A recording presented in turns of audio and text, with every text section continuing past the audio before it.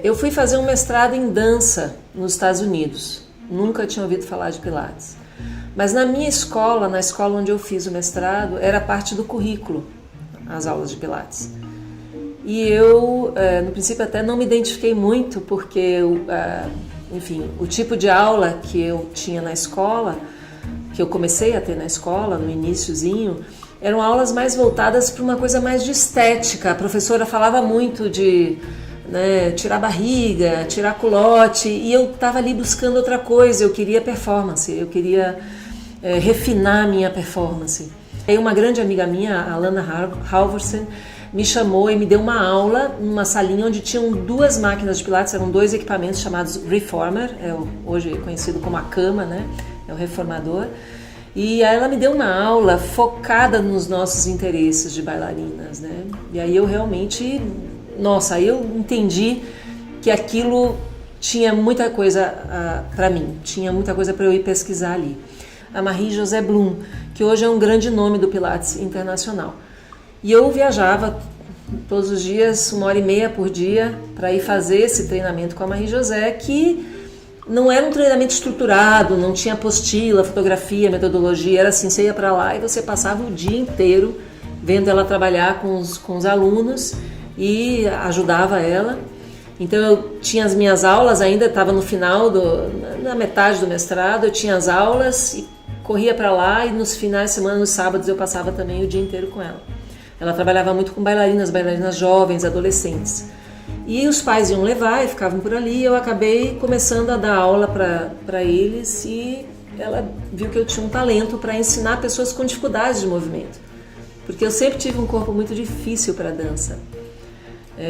Ouvi de muitas pessoas que eu devia fazer outra coisa, e eu nunca acreditei nelas. Eu sempre acreditei que eu podia fazer o que eu queria, e eu amava dançar. Eu voltei a dançar no balé do Teatro Castro Alves, e as pessoas viram essa mudança no meu corpo. Eu saí, eu era o patinho feio da companhia e voltei, né, ganhando solos e papéis de destaque. Meus professores da época da faculdade, os professores da companhia, todos vinham, os colegas, todo mundo dizia, o que aconteceu? Foi isso, e começaram a fazer aula comigo. Então a coisa começou assim, de uma forma muito não formal, de uma forma muito vivencial, muito empírica, muito na experiência, na vivência. E quando eu vi, eu estava dando aula de Pilates. Na época eu não sabia nem o que era uma hérnia de disco, né? Eu não entendia nada de patologias, mas cada vez eu recebia mais gente com problemas, com dores, e as dores iam embora, e aí mandava mais gente, e quando eu vi, eu tinha uma população, majoritariamente, de pessoas com lesões. Com essa necessidade que eu tinha de entender um pouquinho mais dessa parte do que eu estava fazendo, clínica, e que eu não tinha domínio, não existia nenhum fisioterapeuta interessado no método, nem que fizesse, então eu não tinha apoio, não tinha suporte de ninguém. Aí eu convidei a Elizabeth Larkham, 15 dias antes da data da vinda dela, ela me disse que não poderia vir por problemas particulares, e que ela ia enviar o sócio dela, o Brent Anderson, que era fisioterapeuta. E eu, a princípio, fiquei bastante incomodada, porque o nome que eu conhecia era o dela. Mas depois que ele veio e que eu o conheci, eu entendi que foi realmente uma dessas coisas que acontece, né? Os mistérios da vida que a gente não explica, mas que realmente era quem tinha a me oferecer mais do que o que eu precisava, do que eu não tinha, que era eu vindo da área de dança e ele dessa área, né, mais científica, mais clínica. Nos Estados Unidos o modelo de aulas era muito caro para a gente, principalmente bailarino, né? Duro, pobre. Lá se cobrava assim $50 uma hora de aula. E no Brasil isso não era uma realidade. Aqui o máximo que eu conseguia cobrar no início, eu cobrava até em dólar, eram $5. E os amigos bailarinos faziam um esforço enorme para pagar isso. Aí eu comecei a fazer duplas, trios, e comecei a criar coisas. Então eu usava os elásticos como resistência, já que eu só tinha um equipamento. Usava bola, usava caixinhas, usava pesos leves, usava meia-lua. Então eu comecei a criar uma opção de repertórios que simulava alguns dos exercícios de Pilates, outros da minha bagagem de dança. Então eu já comecei meio que trazendo a minha bagagem prévia de outros métodos. E eu trabalhava com dos trios. Aí a fila de espera ficou tão grande, eu já tinha mais de 40 pessoas em fila de espera. Eu resolvi comprar mais uma máquina, mais um reformer, e com isso eu dobrei. E foi interessante porque nos Estados Unidos, quando você dá aula na máquina, naquela época, era aula ou individual ou em dupla. A aula de grupo só existia do mat, que é o que a gente chama de solo, né? É o trabalho de Pilates no solo, Pilates mat. E eu comecei a desenvolver uma coisa que hoje é o método que se utiliza no Brasil, que é um trabalho de pequenos grupos. Mas esse formato de pequenos grupos é uma coisa que não existia quando a gente trabalhava com equipamentos. E hoje é o formato mais comum. É o formato que mais se usa no Brasil, é esse formato de pequenos grupos com trabalho individualizado.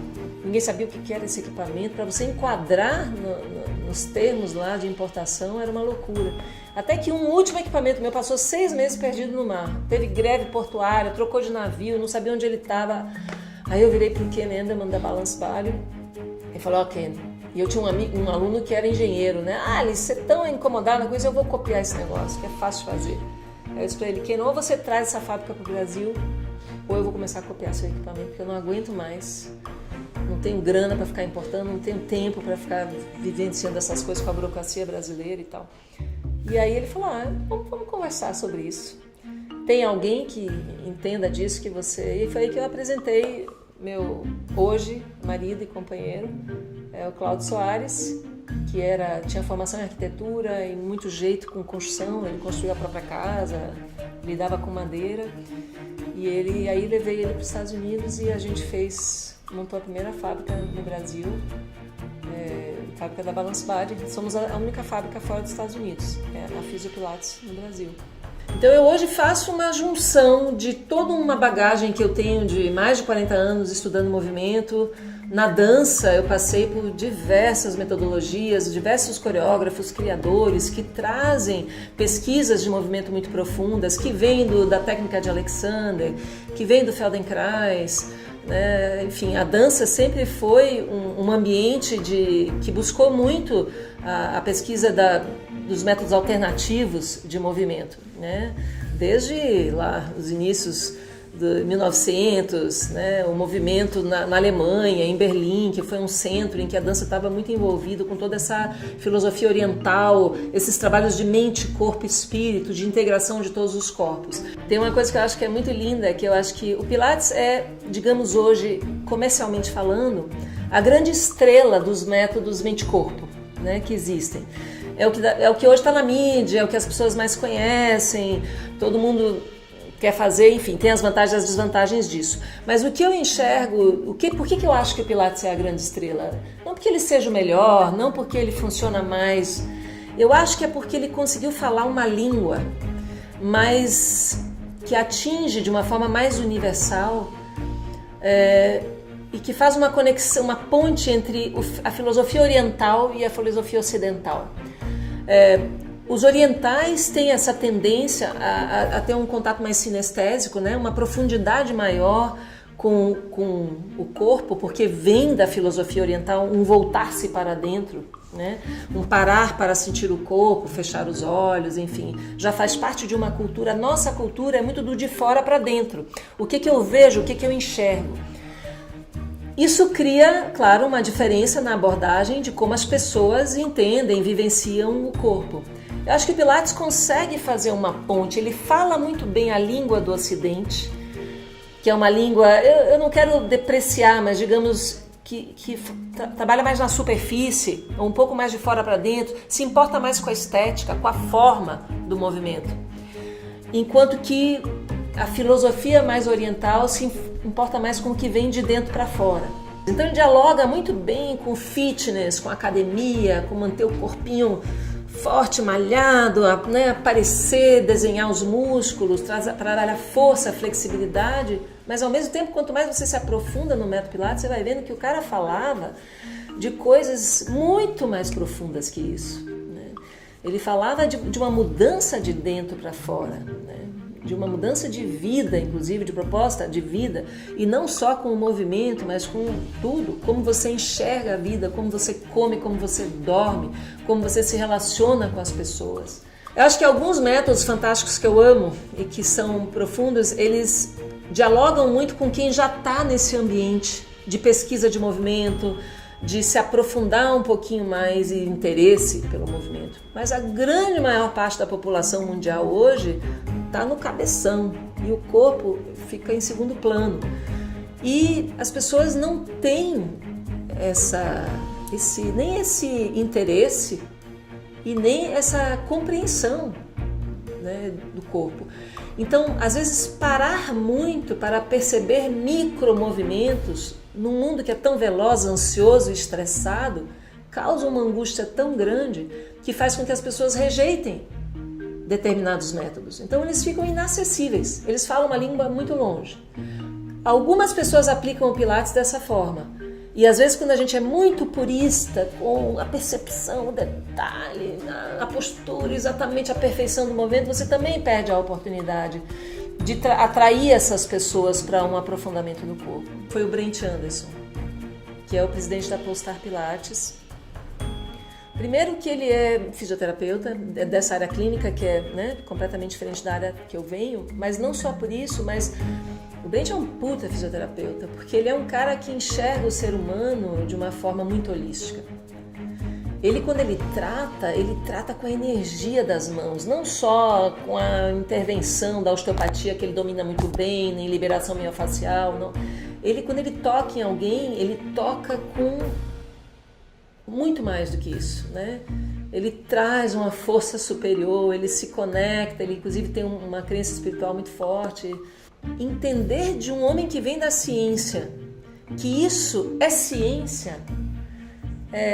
Então, assim, não só o meu lado alternativo, paz e amor e tal, mas trazer isso para um campo oficial, digamos, né, dentro do que a gente entende no mundo nosso ocidental, do que vale, o que não vale, o que está provado pela ciência, o que não está, foi muito, muito importante. Acho que foi muito fortalecedor, deu muito suporte para o que eu realmente acredito como valor de vida, em primeiro lugar. Quando ele chegou e que começou a trabalhar, só deslumbramento, um mundo que se abria, né, de novos conhecimentos que eu nunca imaginei existirem. Também assim, ele veio e passou 10 dias, então foram 10 dias intensivos, a gente se largava no chão. Chegava no final do dia, ninguém tinha mais cérebro, né, para nada. Então foi muito, muito intenso, muito exaustivo. Depois a gente dividiu, hoje a metodologia mudou bastante, né? A gente divide em módulos, com intervalos de tempo grandes, de um mês e meio, 2, para que as pessoas possam praticar tudo aquilo que viram, fazer as aulas que precisam para poder absorver e entender no corpo aquele material que é dado de forma tão intensa. Mas a gente fez em 10 dias, foi uma loucura. Esse foi um grande desafio. E assim, todas da área de dança, todo mundo duro, sem grana, a gente se cotizou, a gente rachou, né? Na época, eu me lembro que eu organizava os cursos com fax. Eu tinha um fax e um telefone. E depois, eu tive em 85, eu tive um computadorzinho, um PC bem carroça velha, que me ajudava também nas comunicações por e-mail. Mas a coisa era assim, bem rústica, né? Bem roots. Aí a coisa foi se espalhando e quando eu trouxe a Polestar em 98, aí realmente ele deu uma explodida assim, porque a gente entrou no meio clínico, que hoje é assim, eu acho que 90% da clientela de Pilates, de professores de Pilates no Brasil, são da área de fisioterapia. Depois vem um pouquinho de educador físico e bailarinos e professores de yoga, né? Mas a maioria é de fisioterapeutas hoje em dia. Quando eu treinei com a Marie-José Blum, eu me lembro que ela olhava, né, vendo ela dar aula, ela dizia, tá vendo? A pelvis do fulano agora mexeu e fez não sei o que lá. E eu não via nada. Aquilo ia me dando angústia, estava chegando a hora de eu ir embora. E eu sabia que eu ia ficar sozinha para fazer aquele trabalho sem o olhar dela externo. E eu não enxergava aquilo. E isso vem depois, confia que vem. Dá aquele desespero, você parece que não está enxergando nada, mas é a experiência, é a prática, é o tempo de ver e rever um corpo, outro, que vai te dando um refinamento dessa percepção. Porque o olhar do bailarino está muito voltado para um movimento harmonioso, um movimento fluido. E o olhar do profissional da área clínica para o movimento patológico, para a disfunção. Então eles têm um olho direcionado para isso. E isso foi um desafio, uma dificuldade, assim, para mim grande, que até hoje eu trabalho, né? Nunca entendi tanto meus alunos como depois do parto. Porque quando você ia buscar aquele corpo que você conhecia e entendia, que respondia, e de repente aquele corpo não respondia mais nada. Cadê o controle do centro? Cadê o eixo? Cadê a postura? Nossa, é completamente diferente. E eu comecei a entender um pouco mais como é que meus alunos se sentiam quando faltava neles aquele entendimento de corpo, né? Aquele controle, aquela capacidade de acionar determinadas musculaturas mais profundas e de manter e sustentar uma postura. Foi um grande aprendizado. Acho que as 2 gravidezes me ensinaram bastante sobre meu próprio corpo. E também o corpo do outro, né? Que aí a gente se coloca no lugar do outro. E quando a gente reúne competências, quando a gente se associa com profissionais que têm experiências e vêm de áreas de conhecimento diferentes, a gente se torna mais potente. Eu acho que esse separatismo que está acontecendo hoje no Brasil é entristecedor ver esses conselhos de educação física e fisioterapia tentando dizer isso é isso, isso é aquilo, né? Pilates é educação física e isso é educação física, é fisioterapeuta. Não pode dar aula para quem não é fisioterapeuta, essa é a última novidade. E só se associando com pessoas que trazem outras bagagens, de outros métodos, de outras formações acadêmicas, é que a gente vai conseguir, inclusive, ser mais eficiente com aquele a quem a gente está prestando o serviço. Seja ele cliente, paciente, aluno, como quiser chamar. E é fundamental para uma sociedade melhor, né? Eu acho que se a gente tem esses educadores com essa compreensão do ser humano, a gente faz uma revolução pacífica, benéfica, incrível no mundo. Se essas nossas crianças já tivessem na escola acesso a se conhecerem melhor, dessa forma, uma forma mais sensível, mais profunda, com certeza seriam adultos diferentes. E a relação, e assim, quando você conhece os limites do seu corpo, você conhece o espaço que ele ocupa, você consegue perceber quando você invade o espaço do outro, né? Se você não tem um conhecimento, um domínio sobre o espaço que o seu corpo ocupa, muitas vezes você esbarra no outro sem querer. Para você adquirir conhecimento, você tinha que pegar a Barça, aquela enciclopédia que tinha só na casa dos ricos ou nas bibliotecas. Era lá que você ia atrás de conhecimento. Hoje você clica um botão e a informação vem até você. Isso muda completamente tudo. A cultura, a forma das pessoas entenderem tudo. Então elas querem estar prontas hoje, elas não querem esperar 1 ano e meio, 2 anos, o corpo mudar, a matéria mover, né? Porque os ossos, os músculos, eles levam um tempo para assimilarem esse conhecimento, né? A grande dificuldade é econômica. Como é que eu mantenho qualidade? Como é que eu ensino movimento com pessoas que não estão tão interessadas em se moverem? Como é que eu transformo corpos que querem que aperte um botão e a transformação aconteça de forma imediata? Tudo isso são coisas e a gente precisa realmente aprender, porque é isso que hoje funciona no mercado. E esses corpos não estão preparados desde crianças, né? A gente vê as crianças completamente sem tônus, sem propriocepção, sem interesse, preguiçosas, confinadas. Então tudo isso vai mudando mesmo, a competência delas, a capacidade, a resistência, o interesse pelo movimento, essa separação do homem-bicho, né? A gente tá faltando viver um pouco mais no chakra básico, sabe? Conectar com a terra, pé descalço, baixar. Eu acho que tá faltando a gente tá muito no virtual, né? E eu sinto que isso é a grande dificuldade. Assim, a gente trabalha com o movimento e o corpo. O corpo é lento, em comparação com a tecnologia, com o mundo digital. O corpo, esse corpo real, esse corpo músculo-esquelético, até ele leva um tempo para ele entender. Ele entende aqui, depois para passar daqui para cá. É prática, tem que malhar, tem que fazer. E acho que a gente vive num mundo que explora o medo. É de interesse da classe econômica dominante, da grande indústria, do dinheiro, que a maioria do povo tenha medo. Porque o medo faz escravos. O medo reprime, oprime, abafa, tira, cria muitas coraças, eu acho. Então, acho que é uma questão social mundial. E isso que eu estava falando antes também, assim, a nossa relação com o ser humano bicho, com o homem bicho, a gente esquece que a gente é bicho. E esse distanciamento do ser humano bicho cria muitas coraças também. Esse ser intelectual, né, faz com que a gente seja, na verdade, muito duro com o corpo da gente. Essa ditadura de uma estética padronizada que a gente vive hoje mundialmente é uma das maiores crueldades com as pessoas, com os seres humanos.